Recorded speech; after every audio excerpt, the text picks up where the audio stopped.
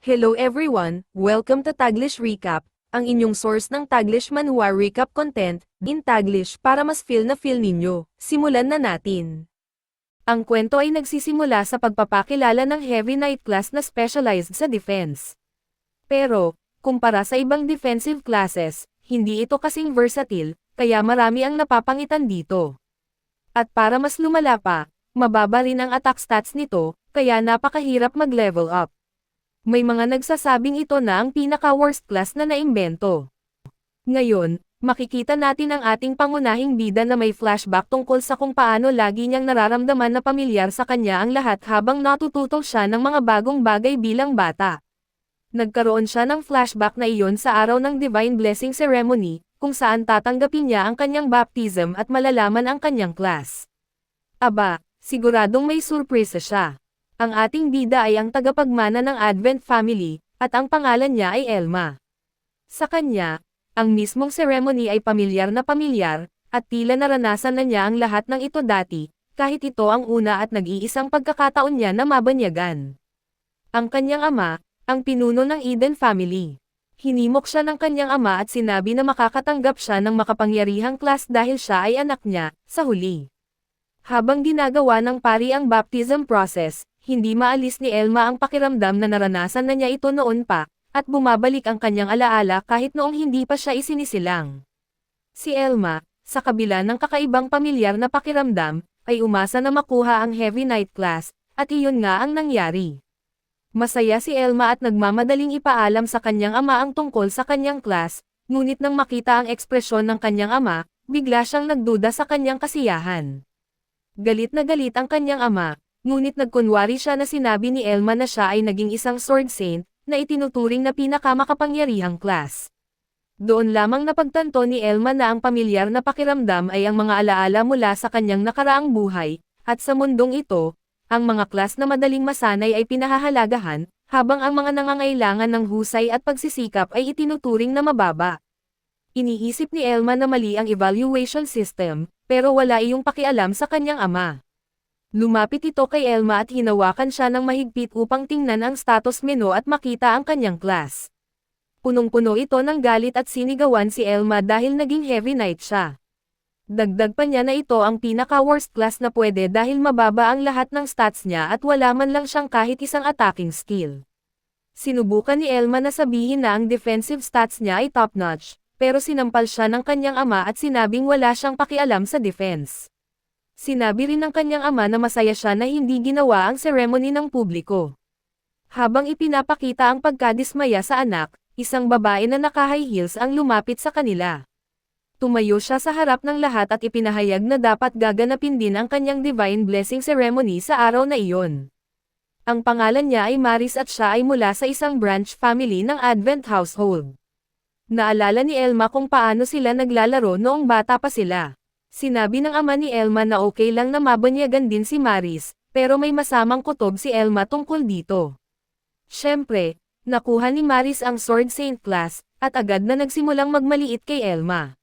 Gaya ng inaasahan ni Elma, biglang sumigla ang kanyang ama at sinabi kay Maris na siya ang magiging anak niya at ang susunod na tagapagmana. Labis na ikinatuwa ni Maris ang lahat ng atensyong natatanggap niya, pero kunwari ay inosente siyang nagsabi na inakala niya na si Elma ang susunod na tagapagmana. Doon muling sumabog sa galit ang kanyang ama at sinabi kay Elma na kahihiyan siya sa Advent family dahil nakuha niya ang Heavy Knight class. Sinubukan ni Elma na ipagtanggol ang sarili, pero pinutol siya ng kanyang ama. Hindi lang iyon, dinison pa siya ng ama niya, itinapon sa kalye, at pinagbawalan siyang gamitin ang pangalang Eden. Walang pakundangang iniwan ng ama niya si Elma sa kalsada at umalis kasama si Maris, hindi man lang pinakinggan ang anak niya.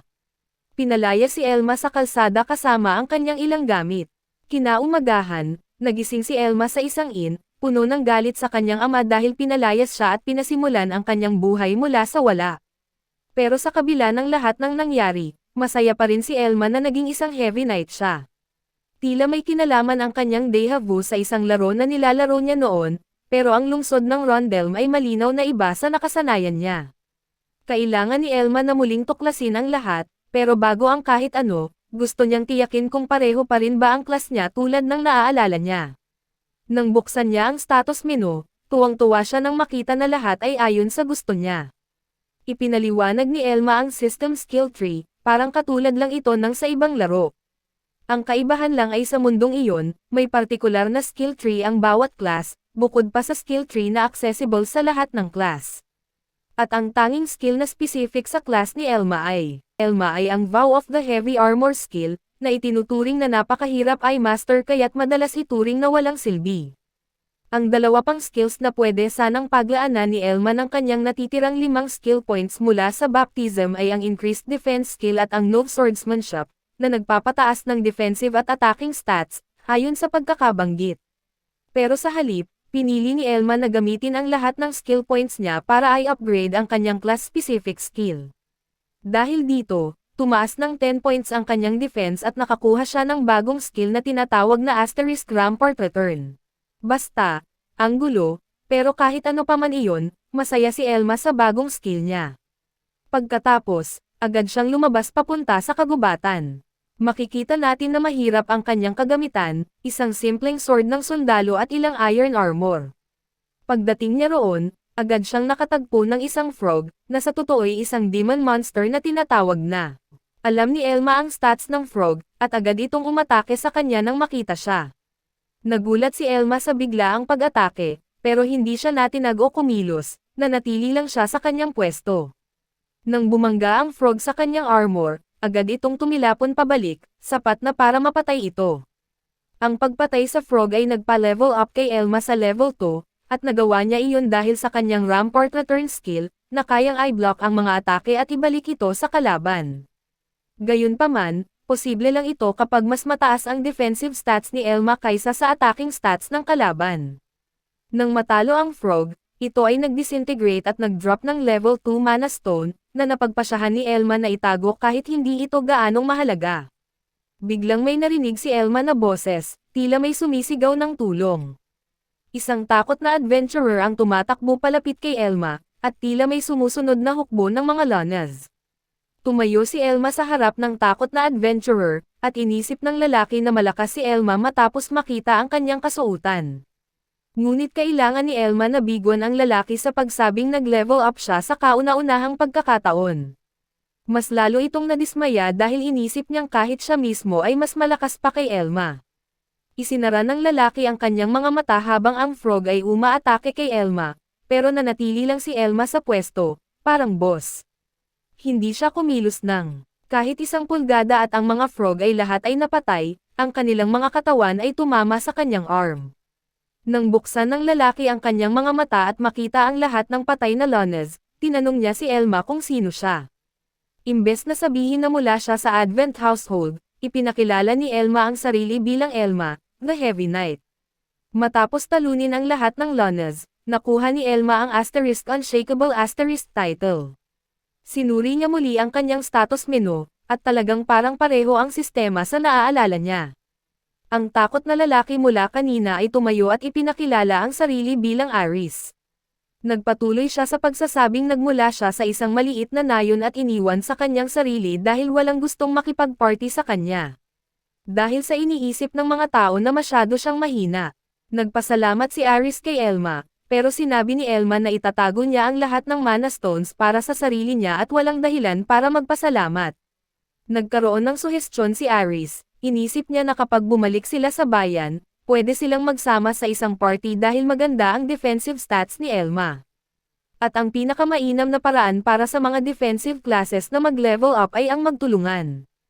Ngunit hindi si Elma nag-iisip na makipagtulungan sa sinuman, kaya kinailangan niyang tanggihan ang alok ni Aris. Hindi ito naging makatuwiran kay Aris. Ang dahilan kung bakit ayaw ni Elma makipag-party ay dahil ang mas malalaking party ay nangangahulugang ang experience ay ibabahagi sa lahat ng miyembro, at magiging mas mahaba ang kanyang paglalakbay. Ang gusto niya ay makakuha ng maraming items at skills hanggat maaari. Pero alam din niyang halos imposibleng gawin ang lahat mag-isa. Sinubukan ni Aris na makumbinsi si Elma na makipag-team sa iba, ngunit habang nagsasalita siya, nakaramdam si Elma ng isang bagay. Mula sa likod ni Aris, biglang may malaking gagamba na tumalon mula sa mga bushes at umatake sa kanya. Kung hindi tumalon si Aris sa gilid, Patay na sana siya nang umatake ang gagamba gamit ang isa sa mga clawed legs nito. Masaya si Aris na buhay pa siya, pero kailangan nilang harapin ang Demon Spider ngayon. Ang buong pangalan nito ay Aranda Ape, at ito ay 2 beses ang level ni Elma. Napagtanto ni Elma na matalino ang halimaw dahil mayroon itong skill na makagalaw ng tahimik. Bukod dito, ang mga atake nito ay may lason na pumipigil sa paggalaw at ang Fire Claw na siyang pangunahing sandata nito. Napagtanto ni Elma na magiging walang silbi ang kanyang Rampart Return skill dahil sobrang lakas ng halimaw kumpara sa kanya. Kung tamaan siya kahit isang beses, tapos na ang lahat. Tumayo si Aris at sinabi na kasalanan niya kung bakit sila nandoon sa sitwasyong iyon, at naramdaman niyang kailangan niyang panagutan ang kanyang mga aksyon. Pero alam ni Elma na takot ito, kaya't sinabi niya na magiging ayos ang lahat at siya ang bahala sa giant spider monster. Bomb alert si Aris kay Elma na hindi ito laro at maaari siyang mamatay kung tamaan siya ng pangpang ng gagamba. Dagdag pa niya, masyadong malakas ang halimaw para sa kanya, pero nagbukas si Elma ng kanyang status menu. Nakakuha siya ng 28 skill points mula sa lahat ng Lones na napatay niya, at ginastos niya ang lahat ng iyon para i-upgrade ang kanyang Vow of the Heavy Armor skill. Nang gawin niya ito, nakuha niya ang skill na kailangan para talunin ang Aranda Ape. Ang skill na iyon ay tinatawag na Hytherm, at ang ginagawa nito ay binabawasan ang attacking stats ng kahit anong kaaway sa loob ng maikling panahon. Tumagal lamang ito ng 1 minuto ngunit nabawasan nito ang atake ng halimaw ng 20%. Ngayon, handa na si Elma na harapin ang halimaw at naghihintay siya sa pag-atake nito. Nagustuhan niya ang adrenaline na dulot ng kanyang heavy night class. Mahirap at mapanganib ito, pero mas malaki rin ang mga gantimpala. Umiyak ng malakas ang halimaw at nagsimula itong umatake, ngunit nagawa ni Elma na i-dodge ang mga atake nito dahil naaalala niya ang pattern ng pag-atake ng halimaw. Alam ni Elma na hindi ito magiging madali, ngunit handa na siyang subukan. Ang spider ay nag-anchored sa sarili at nagsimulang mag-channel ng spell. Pero nung ready na, nag-fire ito ng beam ng spider web diretso kay Elma na nasa defensive stance lang at tinanggap ang shot ng diretso. Natakpan ng buo si Elma ng spider web, pero nagawa niyang alisin lahat ito sa isang swing lang ng kanyang sword. Naka-inflict din siya ng damage sa Demon Spider, kahit minimal lang, dahil binawasan ng spider spell ang attacking stats ni Elma. Hindi nagustuhan ng Demon Spider na tinamaan siya ni Elma, kaya nagalit ito. Tumayo ito sa likod ng mga paa at tinaas ang mga kuko, naghahanda para sa isang malakas na attack. Nag-unleash ang spider ng sunod-sunod na attacks kay Elma, at si Aris ay nag-aalala na baka iyon na ang katapusan ng kanyang kapwa-adventurer. Pero pagkatanggal ng usok mula sa mga attacks, nakita niya na nakatayo pa rin si Elma. Alam ni Elma na ubos na ang mana ng spider, dahil meron na lang itong 11 mana points. Ang spider web skill na ginamit nito ay kailangan ng 7 mana points, at ang flame claws ay nangangailangan ng 5 mana points. Alam ni Elma na iyon ang chance niya para umatake, kaya ginawa niya ito agad. Naglaan si Elma ng kaunting oras para i-assess lahat ng nangyari. Naka-inflict siya ng 2 tama sa monster, at ang kanyang spell ay gumagana pa rin pero unti-unti nang nawawala ang epekto nito, at nabawasan ng 10% ang attack ng spider ngayon.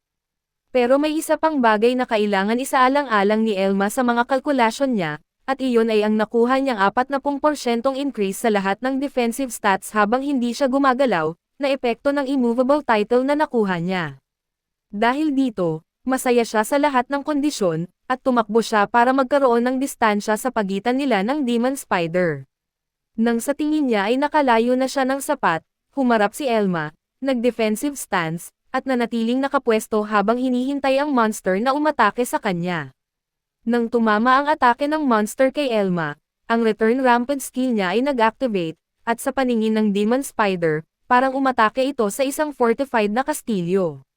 Dahil dito, na-stun ang Demon Monster, at sinugod ito ni Elma upang wakasan gamit ang kanyang espada. Sa wakas, napatay niya ito.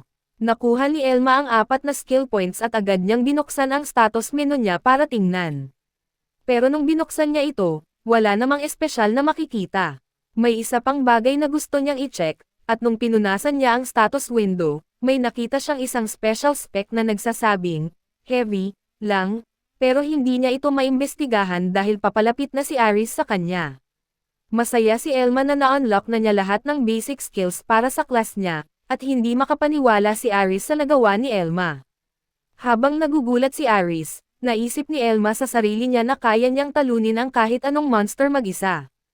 Habang yumoko si Elma para pulutin ang malaking mana stone na iniwan ng Demon Spider, nagsimula siyang makaramdam ng pagkahilo.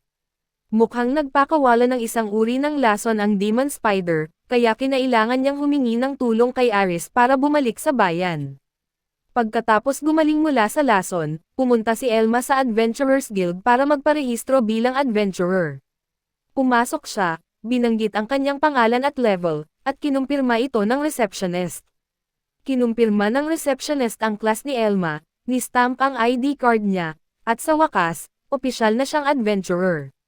Ipinaliwanag ng receptionist na may 7 rank ang mga adventurer at kasalukuyang nasa rank F siya. Mahalaga ito dahil may limitasyon kung gaano kalayo ang pwedeng i-upgrade ang skills ng isang adventurer, kaya kailangan niyang maging E-rank adventurer sa lalong madaling panahon. Inilabas ni Elma ang isang bag na puno ng mana stones, pero bago niya ito maibigay sa receptionist para inspeksyonin, nagsimula ang ibang adventurers na naroon na pagtawanan siya. Sinabi nila na walang gustong makipagtrabaho sa isang low-level heavy knight class, at buong adventurers guild ay nagtawanan. Hindi alam ng receptionist kung ano ang sasabihin, pero hindi naapektuhan si Elma sa kanilang mga salita. Kumpirmado lang sa kanya na iilan lang ang heavy knight adventurers, kaya mananatili siyang solo adventurer sa ngayon. Sa wakas, in-empty niya ang laman ng bag niya, at ang unang tanong ng receptionist ay kung siya lang ba mag-isa ang nangangaso. Sinabi ni Elma na totoo iyon. Si Elma mismo ang nagtipon ng lahat ng mana stones at gusto niyang ma-inspeksyon ang mga ito agad-agad. Ang mga adventurers na nagtawanan kay Elma kanina lang ay inisip na baka niloko lang niya ang iba para makuha ang mana stones o kaya naman ay nandadaya siya. Pero hindi na pinansin ni Elma ang iniisip nila, dahil tapos na ang receptionist sa pag-inspeksyon sa mga mana stones at binayaran siya ng malaking halaga ng pera, halos bumaha ang pera. Dahil dito, rehistrado at may sapat na siyang ipon para sa pansamantala, at ito ang nagpagalit sa ibang adventurers. Hindi nila matanggap na isang heavy knight class adventurer ang nakakuha ng ganoong kalaking pera sa maikling panahon. May isa pang tanong si Elma para sa receptionist, kaya tinanong niya kung mayroong mga available na quest para sa pag-promote niya sa rank E. Tiningnan ng receptionist ang listahan ng mga available na quest, at kahit nakita niyang marami-rami ang mga ito, sa tingin niya, wala ni isa ang akma sa kasalukuyang level ni Elma. Pero iyon lang ang kailangang malaman ni Elma. Kinuha ni Elma ang isa sa mga quest at agad siyang nagtungo sa lugar. Napunta siya sa isang sementeryo, at pagdating niya doon, nakita niyang hindi lang siya ang gustong kumuha ng promotion quest. Puno ang lugar ng iba't ibang klase ng adventurers, at mukhang nakikinig silang lahat sa isang taong namamahala. Ang unang sinabi ng lalaking may balbas ay marami raw adventurers ang gumagawa ng mga padalos-dalos na aksyon ng hindi pinag-iisip ang mabuti, at pati si Elma ay tinignan niya para sabihin na isa siya sa mga ito. Akala rin ng bearded guy na si Elma ay isang manloloko na umaakyat sa ranks gamit ang iba't ibang klase ng pandaraya, at ayaw niyang maniwala na kaya ni Elma na talunin ang isang Aranda ape ng mag-isa. Gusto pa nga niyang suntukin si Elma dahil dito, pero nanatili lang si Elma na walang reaksyon. Galit si Elma na walang naniniwala sa kanya, pero alam niyang ang reaksyon niya sa mga sinabing iyon ay makakaapekto kung tatanggapin siya para makilahok sa promotion quest o hindi. Kaya naman, nagdesisyon siyang magpakumbaba. Nakiusap si Elma sa bearded guy na tanggapin siya, at kahit hindi siya masaya sa desisyong iyon, nagbigay siya ng pagkakataon kay Elma. Ang pangalan ng lalaking iyon ay Mr. Gam. Agad niyang inutusan ang kanyang subordinate na si Tail para simulan ang scouting. Gumamit si Tail ng kanyang scouting spell at agad niyang nadama ang isang grupo ng 30 demon monsters na papalapit sa kanila. Pinuri siya ni Gam, at nagbiro si Tail na i-promote siya sa mas mataas na ranggo. Pero nang mapansin ni Tail si Elma, sinabi niya na narinig niya ang lahat ng nangyari sa guild, at iyon ang dahilan kung bakit interesado siya kay Elma. Sinuri ni Elma ang kanyang kasuotan, at sa itsura nito, naisip niyang marahil ay isang red magician siya. Ang mga red magician ay magaling sa lahat ng klase ng magic at sila ang pinaka-versatile na klase ng magician na umiiral. Dagdag pa ni Tail, kahit na mayroong lahat ng fame na nakapaligid kay Elma dahil sa kanyang malaking mana Stone Hall, naawa siya kay Elma dahil sa Heavy Night class niya. Pinagtanggol ni Elma ang kanyang class at sinabi kung gaano niya ito gusto, pero hindi masyadong na-impress si Tail at sinabi lang sa kanya na huwag magpakaseryoso. Naalala ni Elma na sa laro, ang Red Magician class ay talagang makapangyarihan at kilala ito sa mga stealth features nito. Inanunsyo ni Gam na ang mga monster na papalapit sa kanila ay pinangunahan ng mga monster na tinatawag na Go-Heads, at sinabi niyang siya na ang bahala sa mga ito dahil medyo masyado silang malakas para sa mga novice adventurers. Dagdag pa niya, hindi siya mag-aaksaya ng oras sa pagprotekta sa sinuman.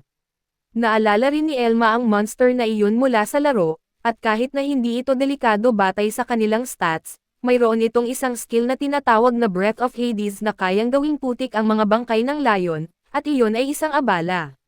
Naisip ni Elma na maaari silang magtagumpay kung si Gam ay talagang isang D-rank adventurer, at nang isaalang-alang niya ang lahat, tinansya ni Elma na ang kanilang tsansa sa kaligtasan ay nasa mga 80%. Sa tingin ni Elma, maganda ang mga odds na iyon para sa isang laro. Pero ngayon, iba ang mga kondisyon, at hindi na siya naglalaro ng laro. Ngayon, ito ay tungkol sa buhay at kamatayan. Kaya't nagpa siya si Elma na lumapit kay Gam at subukang makinig siya sa kanya. Sinubukan ni Elma na hikayatin siyang baguhin ang kanilang estratehiya, ngunit na-offend si Gam sa sinabi ni Elma tungkol sa kung ano ang dapat at hindi dapat nilang gawin. Sinabi ni Elma kay Gautam na iba ang makita ang undead horse ng personal kaysa sa mga sinabing nasa report, pero simpleng sinabi ni Gam na huli na para baguhin ang kanilang plano. Nakatayo na lang si Elma doon, umaasang mababago ni Gam ang isip niya matapos niyang sabihin na lahat ng adventurers doon ay sobrang mabababang level at umaasa silang lahat sa kanya. Pero sinabi lang ni Gam na ayaw niyang mag-babysit, at iyon na ang katapusan ng kanilang pag-uusap. Lumapit si Tail at nagsimulang mangutya kay Elma, iniisip niyang natatakot siya sa undead, samantalang sa totoo lang, sinusubukan lang ni Elma na tulungan ang lahat dahil alam niya kung ano ang paparating. Patuloy na banibihag ni Tail ang ating bayani na tahimik na nakatayo lang. Sinabi rin ni Tail kay Gam, na hindi na kailangan ni Gam na makinig sa isang tao tulad ni Elma. Patuloy siyang nagsalita, at ngayon ay nagsasalita siya sa lahat, sinabing kung sino man ang natatakot ay dapat lang manatiling nasa likod niya at kumuha ng kanlungan. Pero hindi niya naisip na sila ay inaatake na. Nang sa wakas ay napagtanto niya na may kakaibang katahimikan sa paligid niya, lumingon siya at nang makita ang hukbo ng mga patay na papalapit sa kanya, natakot siya ng sobra at agad na nahulog sa sahig. Si Gam at Elma ay handang kumilos agad, at iyon ang ginawa nila. Tumakbo si Gam sa harap ng lahat upang salubungin ang hukbo ng undead at sumigaw kay Tail na sundan siya bilang kanyang mga subordinate. Ang nangungunang Ghoulhead ay may hawak na club, at alam ni Elma na wala itong espesyal at kahit na mayroon, mukhang hindi ito makakapagpabago sa sitwasyon. Pinagsama ni Elma ang iba pang adventurers at sinabi sa kanila na sila ang talagang may mas malalaking ulo, na nangangahulugang mayroon silang utak na pwede nilang gamitin para talunin ang mga halimaw. Nang nag-aalinlangan ang iba pang adventurers dahil sobrang natatakot sila. Ipinaliwanag ni Elma sa kanila na kahit na ang mga whites ay talagang mababagal at makikita mo silang papalapit mula sa malayo, maaari pa rin silang magbigay ng surprise sa isang atake, at iyon ay posibleng maging nakamamatay na suntok. Kaya't kailangan nilang maging napakaingat. Idinagdag din ni Elma na hindi siya makakapagtagal kasama nila dahil malamang na makikipaglaban siya sa boss. Pero nauunawaan niya na ang dahilan kung bakit natatakot ang mga adventurers ay dahil sa unang pagkakataon ay nakikipaglaban sila sa mga demonyo. Alam ni Elma na kung walang tamang utos, ang mga adventurers ay magkakalat sa iba't ibang dako at malamang na mawalan ng buhay sa pagkataranta. Kaya't nagpa siyang pangunahan sila. Sinabi niya sa kanila na hatiin ang kanilang grupo sa 3 bahagi at sinabi na kung aalagaan nila ang isa't isa at ang kanilang mga likod, makakapag-survive sila. Isang adventurer ang nakinig ng mabuti sa sinasabi ni Elma, ngunit hindi niya napansin na siya ay inaatake na ng isang white. Kung hindi dahil kay Elma na nagbigay ng babala sa kanya, tiyak na siya ay na ang adventurer ay lumingon sa huling sandali at nakaligtas na may sugat lamang sa kanyang kanang pisngi. Agad na tumalon si Elma sa pagitan niya at ng white, At may higit pa sa white na ito kaysa sa unang lumitaw dahil kaya nitong gumamit ng skill na tinatawag na parry na nagpapahintulot sa kanya na harangan ang mga atake gamit ang kanilang mga espada at kalasag, na nagpapadali sa kanilang pag-atake. Nagsimula si Elma na umatake sa mas malaking grupo ng mga whites upang madirect ang kanilang atensyon sa kanya, at tumagal iyon ng ilang oras at pagsisikap. Nang sa wakas ay sa tingin niya na nataunt na niya ang sapat na mga whites, mabilis siyang tumalon pabalik upang lumikha ng distansya sa pagitan nila, na magbibigay sa kanya ng sapat na oras upang kumuha ng defensive stance. Sa huli, na-activate nito ang kanyang espesyal na skill na nagpaparamdam sa mga attacking whites na parang tumama sila sa isang konkretong pader. Ang mga adventurers ay lubos na naguluhan nang makita nilang nagawa ni Elma na talunin ang napakaraming whites mag-isa. Sinabi ni Elma sa kanila na agad nilang ipaalam sa isa't isa kung may mangyaring masama. Habang si Elma ay nakikipaglaban at pinapatay ang mga whites mag-isa, ang mga adventurers ay lubos na nagulat sa kanilang nasaksihan at hindi makapaniwala na ang isang heavy knight ay kayang lumaban sa napakaraming whites ng mag-isa. Dahil sa lahat ng labanan, umakyat ang level ni Elma, at siya ay labis na nasiyahan sa buong karanasan dahil hindi niya maiiwasang mangarap na mas magiging maganda pa ang mga pangyayari para sa kanya. Ang napakaraming monsters ay higit na epektibo para sa kanyang level, siya ngayon ay level 16 at lahat ng kanyang stats ay tumaas. Nakakuha pa siya ng isa pang title, ang Unshakable Adventurer, ng kanyang klase, at siya ay talagang nasisiyahan sa kanyang progreso. Masaya ang mga adventurers na mayroon silang katulad ni Elma sa kanilang panig, ngunit ang pagkakita sa kanya, isang heavy knight, na lumalaban ng may kasanayan ay nagbigay sa kanila ng higit na pagkabahala kaysa sa pakikipaglaban sa mga whites mismo.